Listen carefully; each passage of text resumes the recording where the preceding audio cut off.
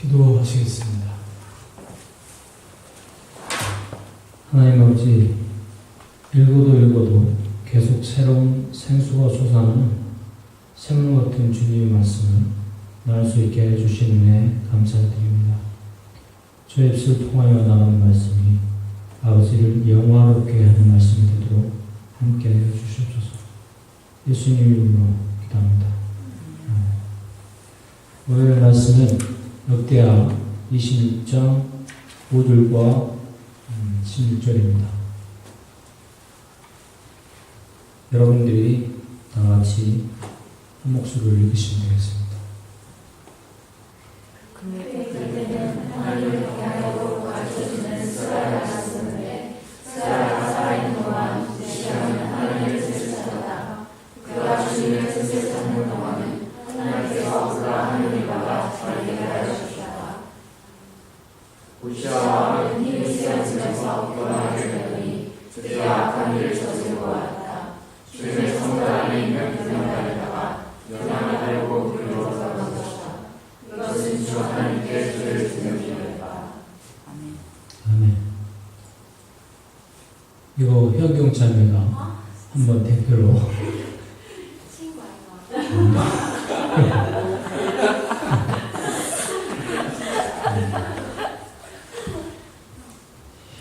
여러분에게 아주 쉬운 퀴즈 하나 내겠습니다. 여러분 성경을 요즘 다 읽으셨으니까 맞출 수 있으리라 생각하고 이것을 목사님과 사모님들 이 퀴즈에서 빼도록 하겠습니다. 임금으로 다스렸으면서도 유다와 북이스라엘 합해서 총 42명의 왕이 있었죠. 그 다음에 사울과 다윗, 솔로몬을 제외하고 북이스라엘에 20명, 남유다에 19명이 있었는데 우리가 지금 읽고 있는 역대기는 주로 유다의 왕들을 다루는 것입니다. 그 중에서도 임금으로 다스렸으면서도 유다의 왕실묘에 장사되지 못한 왕들이 여러 명이 있는데요. 여호람, 아하시아, 요아스, 아마시아, 우시아, 므낫세 등이 장사되고도 왕실 묘지에는 안정되지 못한 그런 왕들입니다. 이들은 반란으로 인해서 죽거나 아니면 이스라엘에 도와주러 갔다 거기서 예후한테 붙잡지 죽임을 당하거나 아니면 몸에 병이 나서 그렇게 죽어서 왕실 묘지에 안장되지 못하거나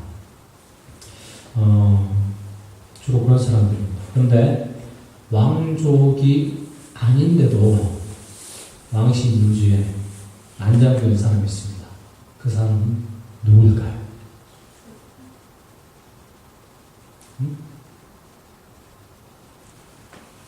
누구일까요?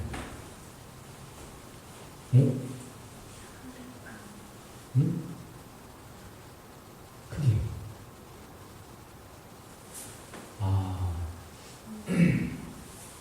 생각이 안 나시는데, 모양인데, 힌트를 드리자면, 요아스가 왕이 되는데 결정적인 중요한 역할을 한 사람입니다. 이 사람은 누굴까요? 이 사람은 제사장이었습니다.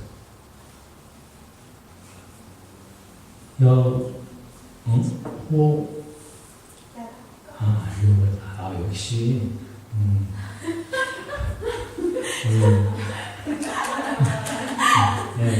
수영장한테 다 박수. 요야다입니다. 요야다는 요아스 왕의 정신적인 지주로서 그를 숨겨서 젖먹이 때부터 7년 동안 켜서 왕이 되도록 그렇게 준비를 했던 거죠. 준비를 했던 사람이죠. 또 할머니 야달랴를 축출하고 그가 왕이 되도록 도운 실질적인 대부죠, 대부. 또 여호야다가 제사장이기 때문에 모든 일을 하면서 하나님께 먼저 구하고 도움을 받는 일을 자연스럽게 배울 수가 있었습니다. 그래서 역대하 24장 2절에는 여호야다 제사장이 살아있는 동안에는 요아스가 주님 보시기에 올바르게 다스렸다고 나와 있습니다. 우리가 읽고 있는 역대기의 기록을 살펴보면 어떤 왕이 정말 잘 다스린 왕이 있나 아니면 정말 실패한 왕이 있나를 나누는 기준이 하나님이 보시기에 얼마나 정직하게 행했나 라는 것이 됩니다. 그런 잣들을 가지고 역대기 왕들을 보자면 다윗 이후의 왕들 가운데 앞전에 목사님께서 말씀하셨던 여호사밧이라는 그 왕은 초기에 좀 잘못했고 결국에는 그것 때문에 이스라엘 유다한테 아주 난리가 났잖아요. 그러니까 그 사람을 빼고 히스기야와 요시야 정도 되고 그 외에는 찾아볼 수 없습니다. 그나마 우시야 왕이 오늘 본문에서 읽은 우시야 왕이 아주 괜찮았을 때 그때가 가장 다윗 왕의 근접한 모습을 보입니다. 그런데 그가 좋을 수 있었던 이유가 오늘 본문에 나와 있는데 그것은 여호야다 제사장처럼 하나님을 경외하도록 가르쳐준 스가랴라는 사람이 곁에 있었기 때문이라고 합니다. 그리고 5절 뒷부분에는 그가 주님의 뜻을 찾는 동안에는 하나님께서 그가 하는 일마다 잘 되게 해 주셨다라고 나옵니다. 우시야가 얼마나 대단한 왕이었는지는 일단 그의治世 기간을 보면 알 수 있습니다. 이 기간이 다른 왕들에 비해서 압도적으로 긴 50년입니다. 악한 왕의 대명사라고도 할 수 있는 므낫세도 55년을 다스렸는데 길게만 다스렸다고 그게 뭐 됐습니까? 라고 되물을 수도 있습니다.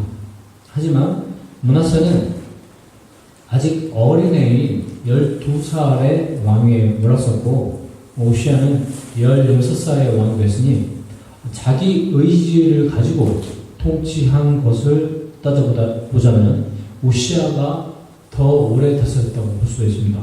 그리고 무엇보다도 우시야 이전의 왕들인 요아스와 아마샤가 하나님을 아주 자기 발 밑에다 뒀죠. 그리고 전쟁에다 패하니까 쿠데타가 일어나서 그의 신하들이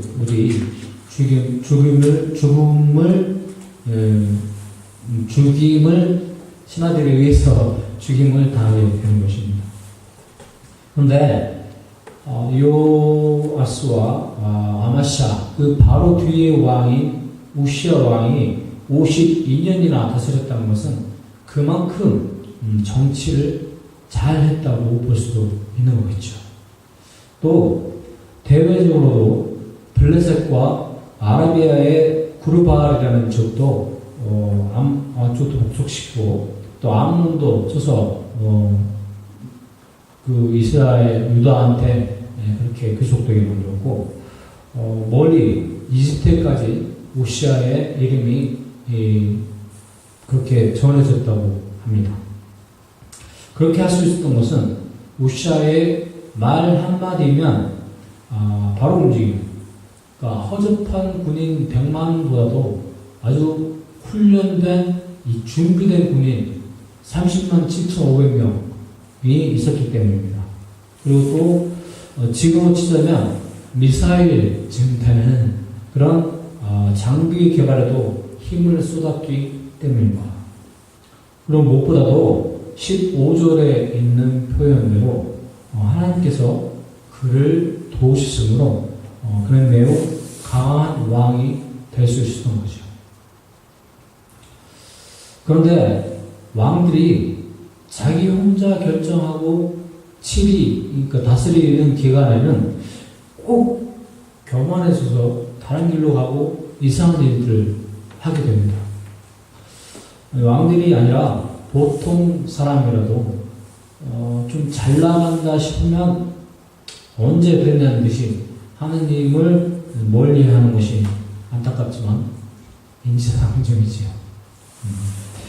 우시아도 예외는 아니어서 오늘 읽으신 것처럼 힘이 강해지자 드디어 교만해져서 이거 원어로 찾아보니까 거만해져서라고 나옵니다. 그러니까 교만해지고 거만해져서 하나님께 범죄를 했다고 나오죠. 또 우시아의 경우에는 스가랴라는 사람으로부터 하나님을 경외하는 법을 배웠다고 했잖아요. 그러다 보니 제사장들이 우스워진 거라고 볼 수도 있습니다. 그래서 모든 법도와 절차를 다 무시하고 왕의 권력을 이용해서 하나님께 분향을 하려던 거였죠.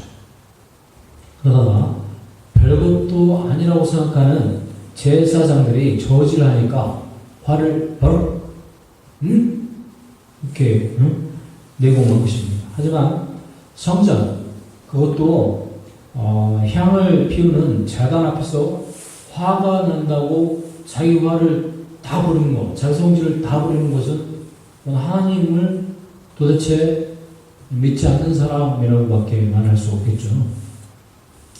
요즘 말하자면 설교 동영상들과 인터넷에 있는 설교에 관한 그런 자료들이 아주 넘치니까 좀 읽었다고 해서 목사님들이 하시는 설교를 재단하는 사람들이 그런 사람들이죠.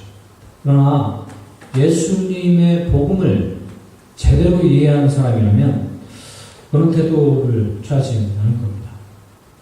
오히려 하나님 나라에 어떤 것이 정말 하나도 더 덕이 되는가 이 세상을 살아가는데 어떻게 하면 하나님 나라를 더 올바르게 이 세상에 바로 실행될 수 있도록 그렇게 내가 도움이 될까라고 하겠죠. 또 목회자라도 진정으로 하나님과 함께하는 사람이라면 입으로만 겸손한 척 겉으로는 그렇게 말하는 사람들 많잖아요. 근데 속으로는 아이씨 내가 목사님 때문에 이런 사람들도 있을 수 있습니다.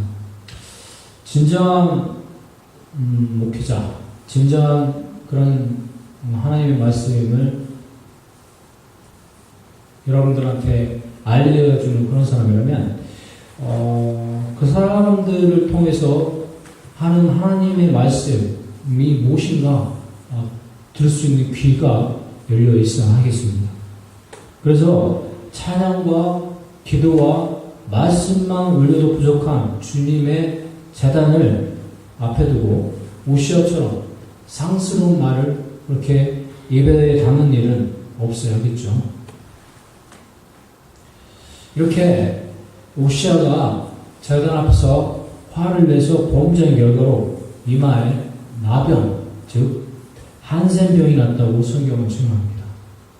지금도 한센병에 걸리면 양성 환자의 경우에는 따로 격리되어 지내는 것이 보통이죠.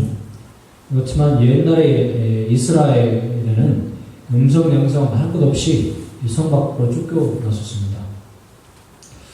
여기서 봐서 알 수 있듯이 그런 사람들은 사회로부터 단절되고 철저한 소외와 외로움 속에서 생을 마치게 되는 거죠. 온 이스라엘 선망의 대상이었던 왕 다윗과 견줄 수 있을 정도로 아주 강력한 리더십을 가진 성군, 거기에다가 하는 일마다 하나님께서 함께 하셔서 최고의 성취를 맛보았던 그런 임금이 교만해지자마자 그 걸었던 인생의 대로가 가파른 절벽길로 변하는 것을 볼 수 있습니다. 그리고 그런 모든 것이 스가랴가 죽고 나자 그에게 하나님을 경외하는 법을 알려주는 친구가 더 이상 없었다는 것을 우리는 알 수 있습니다. 우시아의 죽음이 얼마나 인상적이었나 하는 것은 이사야 6장 1절의 기록, 즉 우시아 왕이 죽던 해에 나는 높이 들린 보좌에 앉아 계시는 주님을 배웠는데 그의 옷자락이 성전에 가득 차 있었다 라는 기록으로도 충분히 짐작할 수 있었습니다. 짐작할 수가 있습니다. 이사야는 역대하 26장 22절에 우시아의 통치 기간에 있었던 다른 사건들은 초기의 것에서부터 후대의 것에 이르기까지 아모스의 아들 예언자 이사야가 기록하여 두었다 라는 사실로 미루어 짐작한데 아마 궁중 기록관이 아니었나 그렇게 생각할 수 있습니다. 우리로 치자면 대제하나 교육부 장관 쯤에 올라갈 수도 있었을 텐데 모든 것을 버리고 예언자의 길로 들어섰다는 것은 그만큼 하나님의 말씀대로 바르게 사는 것의 중요성을 다시 한번 보여준다고 할 수 있습니다. 이사야가 깨달음을 얻었듯이 지금 갑질의 언어로 도배가 되고 있는 것이 현실이지 않습니까? 이런 현실에 하나님의 말씀을 따라서 겸손하게 사는 것이 정말 미덕인 세상이 되었습니다. 무슨 시대를 막론하고 교만한 눈과 거만한 입은 정말 치유하기 어려운, 어쩌면 이거 병이라고 말할 수도 있는 그런 것입니다. 그런 의미에서 말씀을 여러분들이 카톡에 올리죠. 그런 것은 정말 그것 자체가 아주 의미가 있는 그런 일이라고 볼 수 있습니다. 저도 시간이 없을 때 그걸 읽고 핑계죠. 시간이 없다니. 카톡 올릴 몇 분이 없어가지고 반성합니다. 그러다가 제가 또 가끔 어쩔 때는 누가 무슨 말씀을 올렸지? 하고 신기해가지고 막 쳐다보고 그런 경우도 있긴 합니다. 그러다가 또 어쩔 때는 너무 말씀을 올리는 사람이 적다 싶으면 막 불안하죠. 내가 올려야 될 것 같은 그런 생각이 막 들어오곤 합니다. 여러분은 안 그러는 건가요? 안 그래요? 네, 그렇죠. 인터넷에서 좋은 친구를 찾아보니까 이건 아주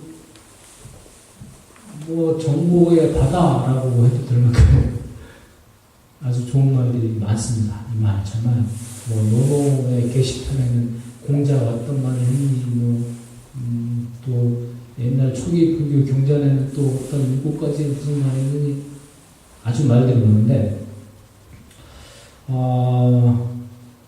그렇지만 예수 그리스도를 멘토로 삼고 살아가는 우리 그리스도인들에게는 좋은 친구랑 무슨 말이나 행동이라도 사랑을 본질로 해서 해주는 친구가 아닐까요? 때론 오해할 수도 있겠죠. 좋은 뜻에서 오해하겠는 그런 말을 하게 할 수도 있잖아요. 네. 그렇지만 곰곰이 뒤집어보고 다시 생각해보면 정말 이 친구가 나를 사랑하고 나의 미래를 염려하는 마음에서 그런 말을 했구나 라는 생각을 할 수가 있을 겁니다. 그래서 본인이 하나님 말씀대로 살 뿐만 아니라 남들도 그 말씀에 동참해서 그대로 살아갈 수 있도록 하는 친구, 또 시편 119편 105절의 말씀처럼 주님의 말씀은 내 발의 등불이요 내 길의 빛입니다 라고 항상 일러주는 친구, 그가 사는 모습을 보고 내 자신이 반성이 되는 거울 같은 그런 법, 그리고 무엇보다 하느님을 오늘 오늘 읽었던 아까 스가랴처럼 하느님을 경외하는 법을 나한테 끊임없이 일러주는 그런 친구. 우리에겐 정말 이런 참된 친구가 필요하지 않습니까? 그런 친구, 여러분이 되어 주시면 어떨까요? 나에게 말을 해주는 친구, 또 남에게 내 주위에 있는 어떤 사람에게 내가 그런 말을 해주는 친구. 왜?